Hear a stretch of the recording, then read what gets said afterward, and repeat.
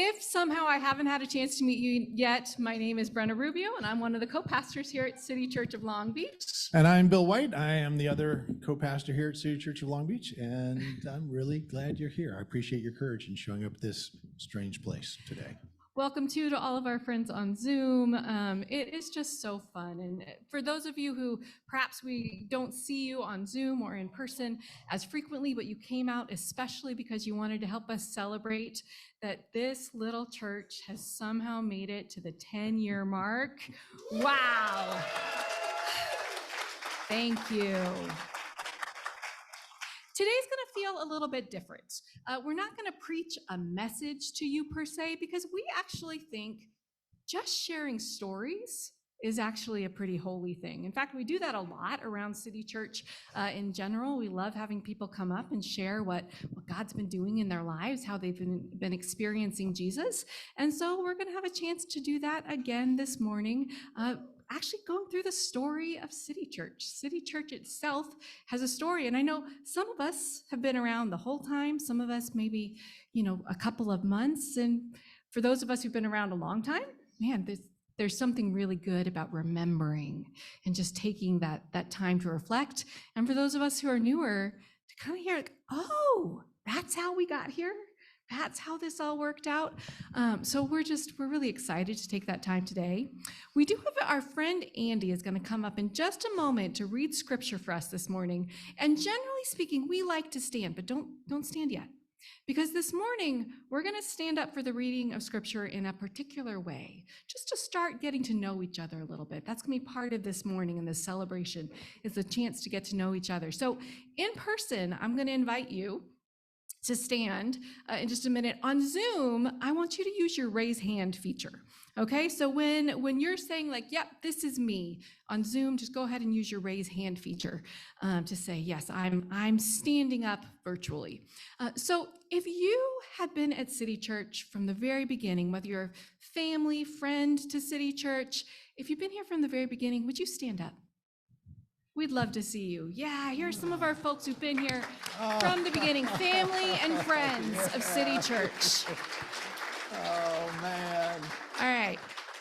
If you've been here at City Church since, stay standing. We're all going to be standing by the end. If you've been here, you came about 6 to 8 years ago, go ahead and stand up. That's when I would be standing, 6 to 8 years ago. Yeah. Family and friends. Not a lot added. Not a lot. Okay, so that wasn't the time. If you came to City Church 3 to 5 years ago, pre-COVID, would you stand up? All right, yeah. A few more people, and we don't know what's happening on Zoom, but Zoom, I hope you're playing along. All right, and if you have come to City Church in the 1 to 3 year zone, stand up. Wow. Yeah, all now right. We're adding more. So good. We're glad you're with us. And if you've come in the last year, would you please stand up and join us? Friends and family of City Church, all here. That was literally our biggest number right there. I mean, some just came for today, which is fine. We are glad you're all here. Will you remain standing in honor of the reading of God's word as our friend Andy comes up and reads scripture for us? Thanks, Andy. Welcome, Andy. Thank you. Give thanks to the Lord, for he is good. His love endures forever. Let the redeemed of the Lord tell their story. God, this is the word of God. You may be seated. I'd like to invite up my friend Jason Brown.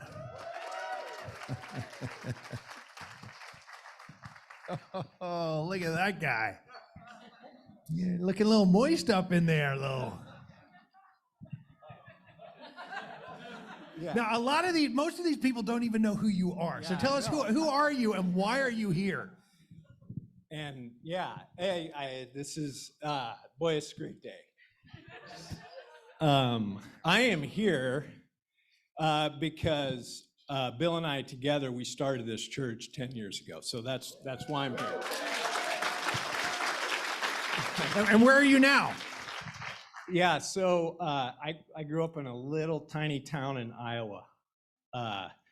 So, when I tell people like, oh yeah, I was a pastor in the kind of center of Long Beach, where we went back to Iowa. So that's where I live now. Anyway. Which is a great place to be. Yeah, it's a good place to be. It's a good place. Yeah, it was July 1st, 2016. Yeah. I remember those tears. Yeah. Mine, not yours. You were, I was the one left crying. So. Yeah. So tell us a little bit, the scripture says, let the redeemed of the Lord tell their story. Yeah. Like, this is part of what we do. We tell our stories, and all kinds of stories get to come out. But tell us a little bit of those early days. Where did you meet Jesus? Where did you meet Jesus? And where did you see Jesus being met here in this little community? So I was thinking, Bill, there's stuff that happens in your life which is surprising, but it may be kind of expected. You think certain things are going to happen in your life, and they happen. And maybe the people they happen with are surprising. But there's been a few events in my life which have been utterly unexpected. Certainly one of those events was starting this church. I mean, it wasn't on the radar. It was truly unexpected. And I want to go back to one of the other truly unexpected events in my life. I was 19 years old. I was in college. I said, I was going to college in Iowa. That's where I grew up. Have any of you been to like the upper Midwest in winters? We've got another Iowa guy. Yes, yeah. So the upper Midwest in winters is very dark. It is very cold. There's no sunlight. You're inside all the time. I'm 19 years old. And it's January 1992.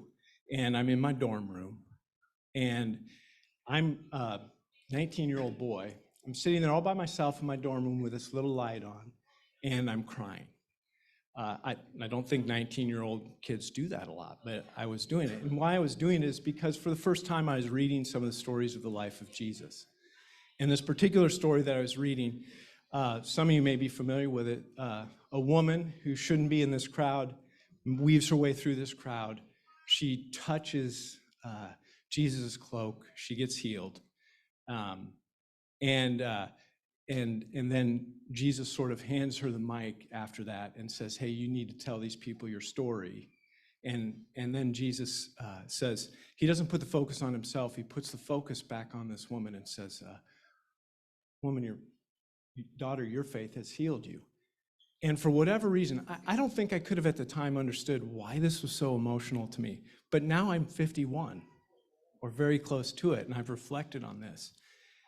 And I think why I was crying is because I don't think that moment, Bill, would have happened if Jesus were not there. Does that make sense? It wouldn't have happened. And I'm not sure a moment like that had ever happened in the course of human history. And Jesus made it possible, not just for healing. That's the obvious one. If you spend any time with Jesus, you think, okay, he's a healer. I think more importantly, community is what he brought her back into. And then finally, I think the most surprising part is, again, I think he sort of hands her the mic. And to this crowd that would have never thought that she had anything interesting to say, would not have been interested in her life story at all, he hands her the mic and says, you talk to them about you. And Jesus puts the spotlight on her. And so that was your story. You felt Jesus. That was me in that moment. Even this is dark, gray, cold, quiet, smelly, stinky boys' dormitory. And I felt like the light of God was coming into that room. And so here's what I've had the chance to reflect on, is it's the presence of Jesus that makes that sort of thing possible. And so that's what this is. He's not around anymore, at least physically. His spirit is. And where his spirit is, he makes possible this community of people who can come in, who can get healing. I'm still getting healing. And who can find community with surprising people, and who can be that presence and open doors. And when Bill and I started this, we did not know this was going to happen. We were not thinking about you. You look a lot, yeah, no, it was not you. Right? We didn't know this was going to happen. But I think one of the things that united Bill and I from the start was just this sense that one of the things Jesus and the Spirit wanted to do was create the broadest community possible, and somehow let's hold these people together and keep them going on this journey to following Jesus. That's, I think, what we knew. That's it. So, you want to tell us a story from those early years, something that encapsulates something for you, and then we're gonna. Well, I said so. One of the things, Bill, is you asked me to think about what was a particular story, Yeah. but I would say this thing every week was one of my favorite things. Yeah. Because you would do individual things with people and you do small group things, but then every single week, and any group that Bill is a part of, is always going to have new people showing up. You follow me? Like literally. And they're going to be an interesting conglomerate of people that show up if he's leading that group. And so what I looked forward to is seeing the people that I knew and loved, or was growing to know and love, but every single week, and I think our privilege, kind of at the start, it's God's thing, it's Jesus' things, it's the other people's things, but you and I we're always at the front door. Yeah. And it was kind of like this was our house. Yeah. You got to welcome people and in. we just got to welcome people in. So there's a story I want to share, and it just is so awesome to show up and see that it's still happening. Yeah. Well, thank you. Yeah. And thanks for being back with us, man. You and Emily, we're so glad you guys are here. You honor us. So thank God for Jason Brown. Yeah.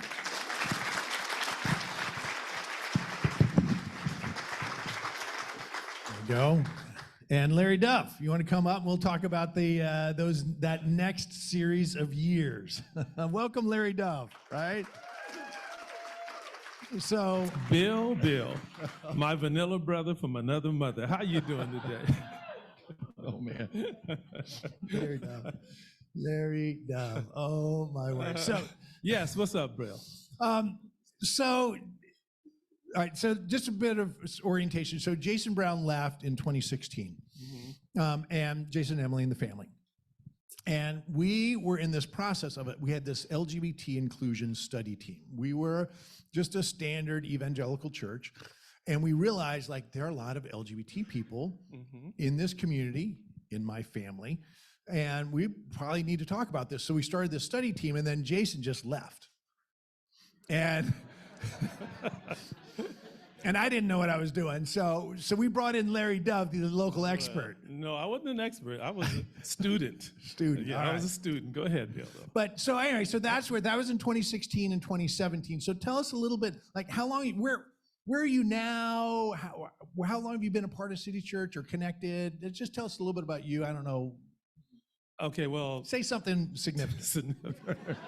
Significant. Basically, I'm saying I've run out of words. It's your turn. Of course, Bill, Jason, and myself, Chris Connell, we came from Emmanuel Church and so forth. So that's where we actually developed deep, close relationships, not only in ministry, but also personally.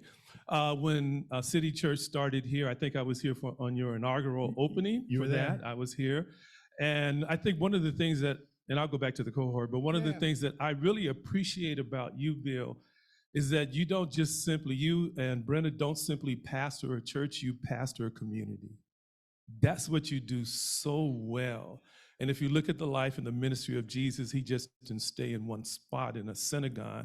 His place was just all over the place. And that's how he was able to be effectively pastor people and disciples and so forth. So I appreciate you, and I know this community appreciates you pastoring this place called Wrigley so well. Thank you. So going back very quickly, going back to your human sexuality, you started that cohort. And so I was just looking and I was searching. I had grown up with a homophobic bias, okay, from growing up. And so and that didn't come to service until I actually joined the group. And then I began to see and understand, okay, so with this homophobic bias, I actually brought that bias to the scriptures. Right. And I actually started interpreting scriptures through that bias. And so I had to kind of step back for a minute. And one of the things that really helped me was to hear the stories of others. There's an African saying that until the lion tells a story, the hunter will always be glorified. And so when I start hearing stories from the LGBTQIA community and so forth, that really began to kind of, the homophobic bias began to kind of drop. And I began to see people as just being people, not with a label, not to approach them with a label, not to interface them as a label, but just simply being made in God's image and in God's likeness. Oh, now. So All right. that, Those are good years. And go ahead. So Larry met with our team for a long time, over a year. Yeah, it was over a year, yeah. And gave us a lot of good insight along the way. And I learned a lot also, so, yeah. And that has influenced my theology, my philosophical thing about LGBT inclusion. And it's also became an issue of justice. Being an African American, I have a high sensitivity of justice, and so the exclusion part just didn't sit well with me. So you've turned me upside down. I didn't do anything. I was like, I don't know. I was trying to learn, man. So you were there, and that was also the season. So the 2016, 2017, I finally got my dream. I'd grown up always wanting to be the man. Oh, And finally, I got rid of the riffraff, be careful what you ask for. and I was solo pastor, and for 1 year, and I was truly awful. I mean, I was such a bad solo pastor. I didn't lead well. I didn't hire well. I hired Cody Miller. You know what I'm saying? Like, I didn't supervise people well. I really made a disaster of City Church. And we were worshiping at maybe 165 people a week. And 1 year later, we were worshiping at 55 people a week. So a bad pastor will take you in half. I did better than that. I'm just saying. So Larry Dove was there. So I called up Larry Dove at the end of this year. Do you remember that? Yes, I remember that, yeah. Do you remember what, you probably don't even remember what you called said. and we were doing some text messaging and so forth, but yes. And I truly understand what it means to be a solo pastor. You know, when I left Emmanuel to pastor Park Hills, I was the solo pastor. What's that song? One is the loneliest number that you'll ever know. And so, yes. And you wasn't crying and boohooing, but I could hear the angst. I could hear the angst in your conversation and so forth. And I think you were suggesting that maybe you should take a sabbatical. And I said, yeah, I think you need to, separate yourself, and so you can see things a little bit more clearly. And so, and when you came off that sabbatical, you were a new you. I mean, wow. I think the church has been blessed since that time. And yeah. I call Larry Dove. I mean, he's kind of sugarcoating it, which is nice. But basically, he said, you need an emergency sabbatical. You're losing it. And I was. And I took an emergency sabbatical and tried to figure out whether I was even going to do ministry ever again, because I'd wounded people, which has never been what I wanted to do, but I did it. And all my weaknesses were very much on display. And so I appreciate you, Larry, for being a mentor to me personally and to our church throughout the years. So my pleasure, Bill. And let's do this again in another 10 years, all right? We will. So thank Larry Dove, Brendan Rubio. So I wasn't the only burned out pastor around City Church.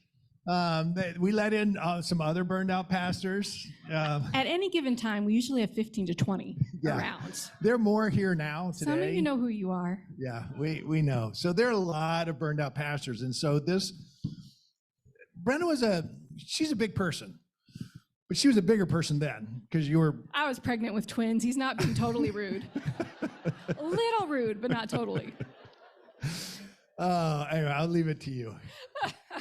Yeah, so I came into City Church about 2 years into the process, a little bit before the study team started, and I was just kind of healing up. I like telling people I came in like most of you. I'm just kind of tired and sad and wondering what was going on with this Jesus thing and this church thing. And I was supposed to be, a pastor, becoming one. How is that all going to work out?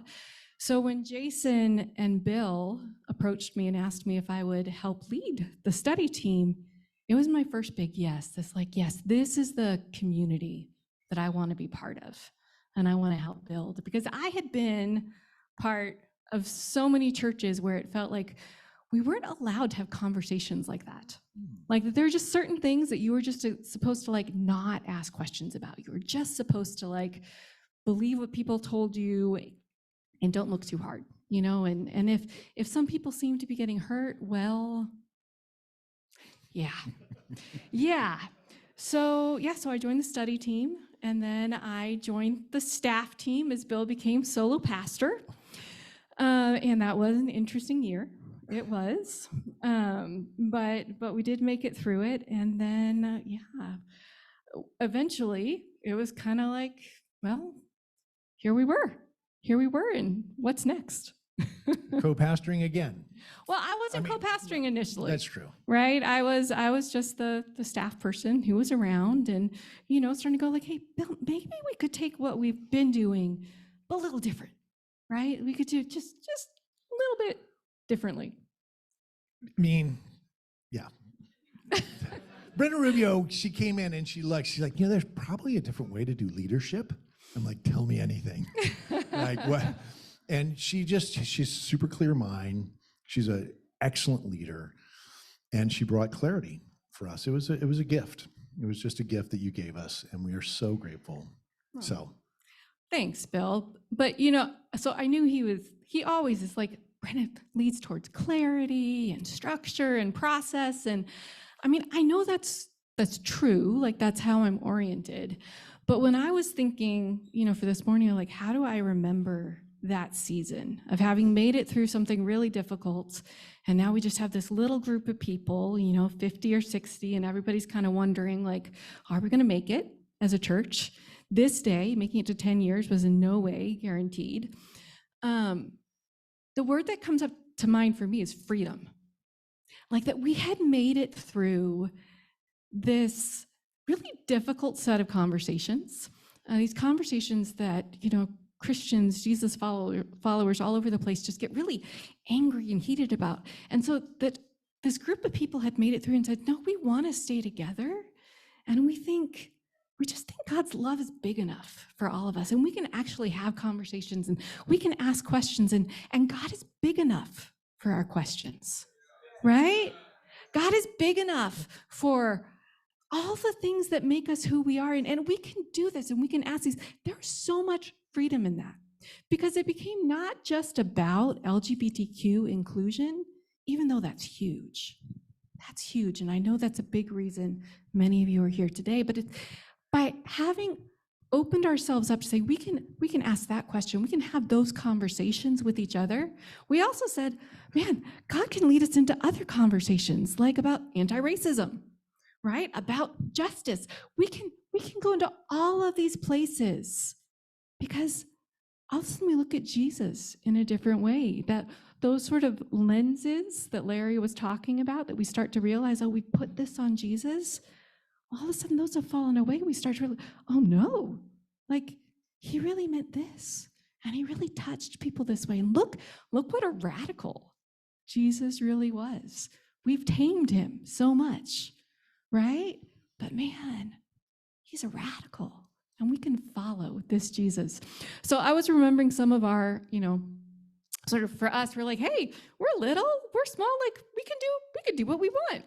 Really, how much worse could it get, right? High praise for Bill's leadership.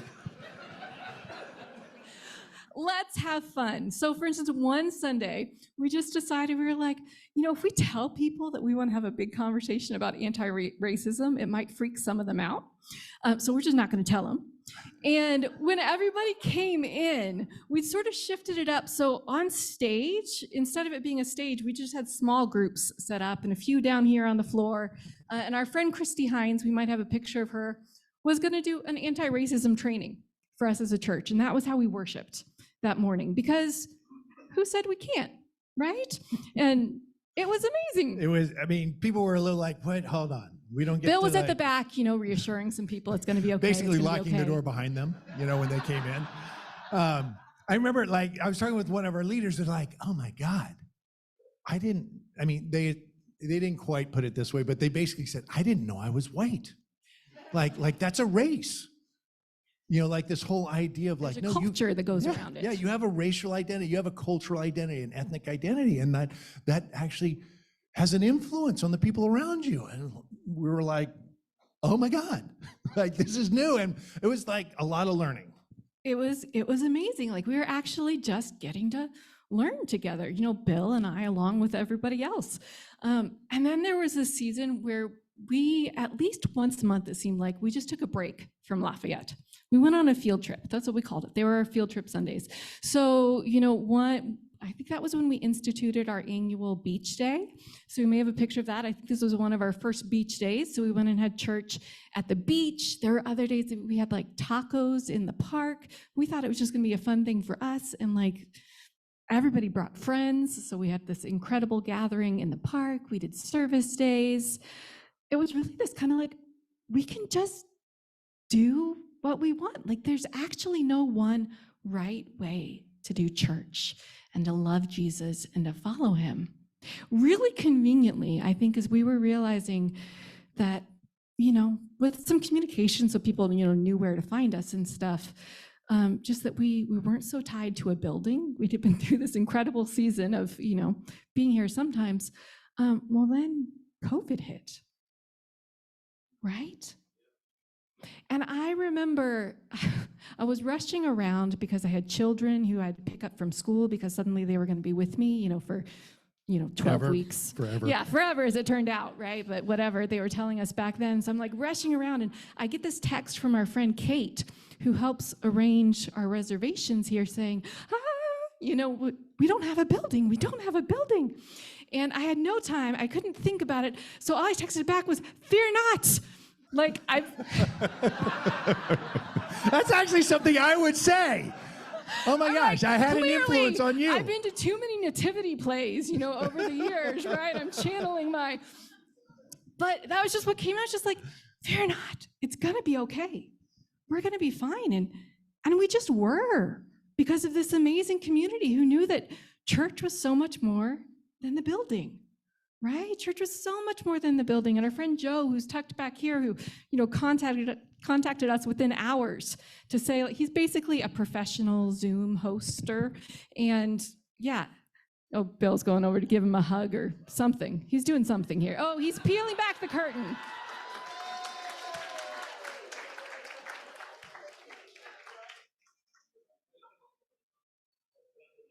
But it was just this incredible just how God was really leading us to kind of embrace just being a small but healthy church that just didn't have to live in fear. We could live in freedom.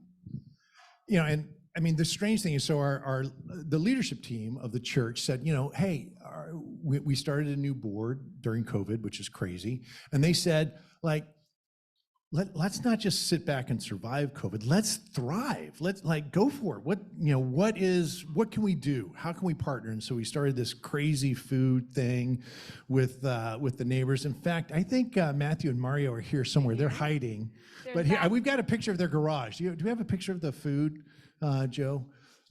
Yeah. So that's Matthew and Mario's garage, and they're just neighbors. They're just humans, and they're like, hey, we want to help the community. And so people started donating food.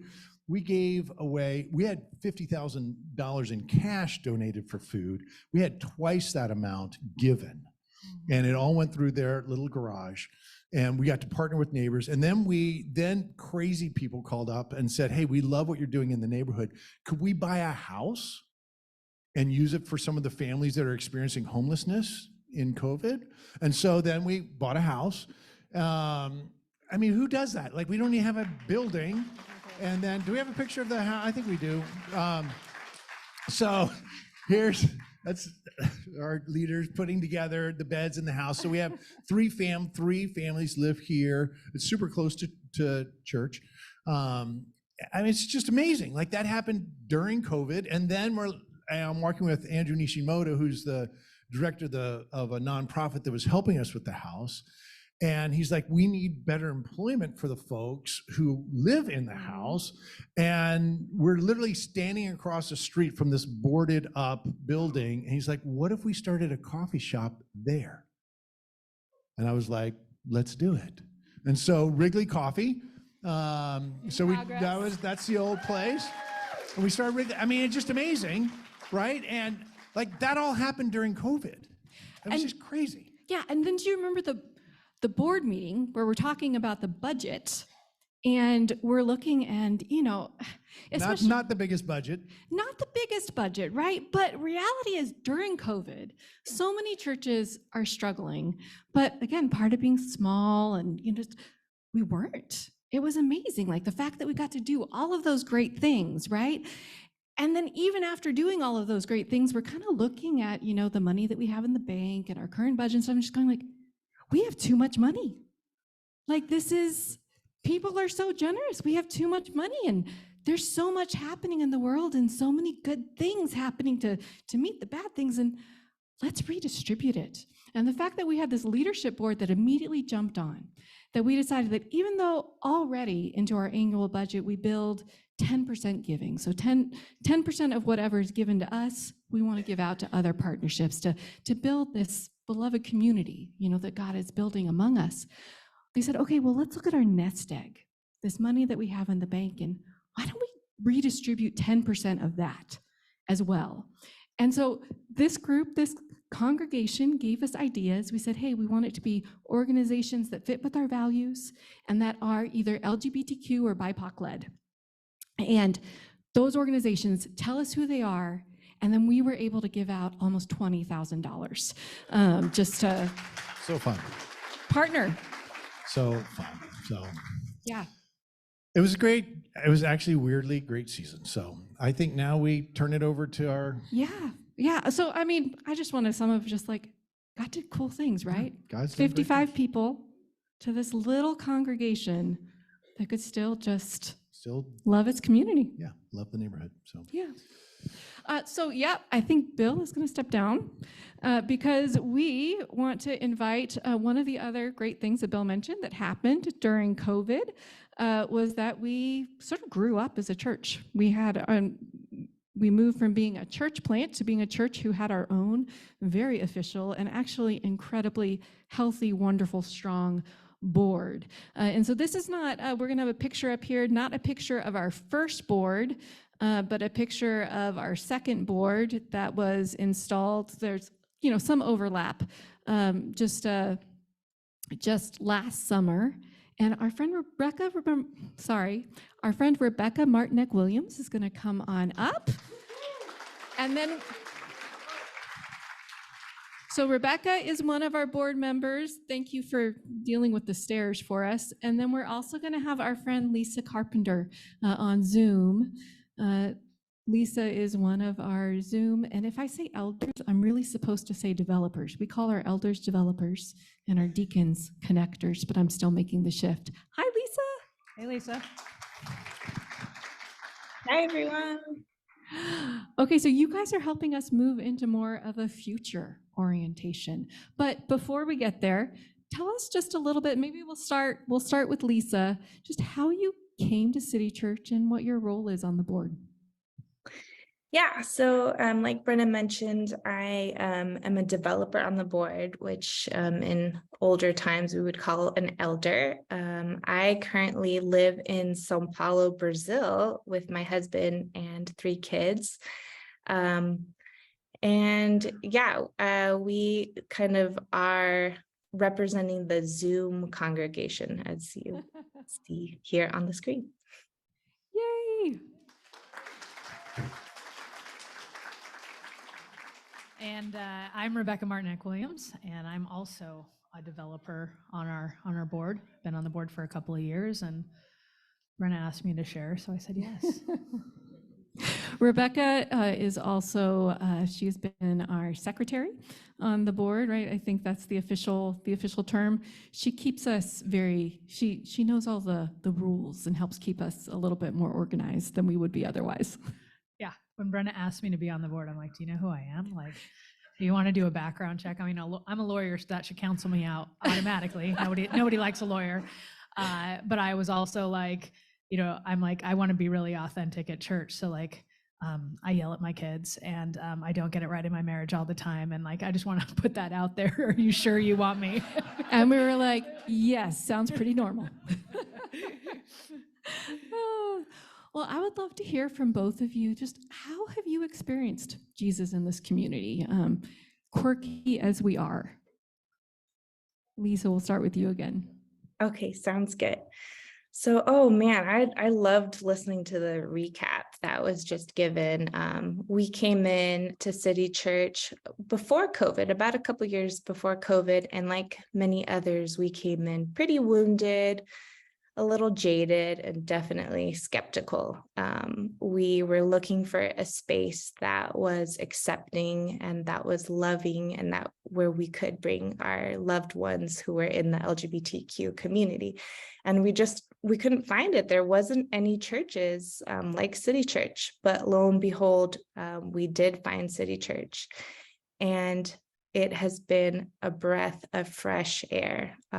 Bill and Brenna and the culture of City Church has definitely just given us a chance to unravel our faith. They've given us permission, and what a beautiful journey it has been. One story that I wanted to tell was when we came into City Church, Brenna had a one-on-one meeting with me, and I was kind of asking her all my checklist questions. One was, okay, well, I want to get my son into the nursery at the time.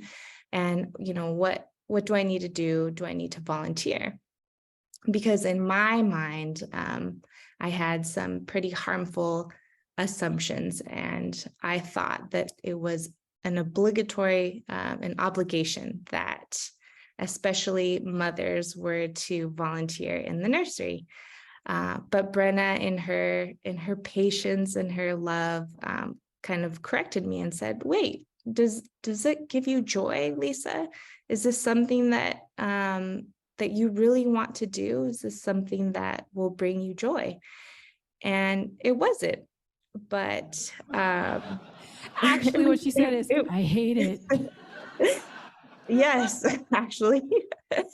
But she saw me in that moment, and she gave me permission to say, no, it doesn't give me joy. Like, I have other strengths and other ways that I would want to serve. And so, yeah, in that aha moment that I had, I really realized that City Church, it gives us the freedom, to have faith and joy over obligation, over duty, but that we could really find Jesus, that he sees us and wants us to live into our strengths and into our joy. So I thank City Church so much for that. Oh.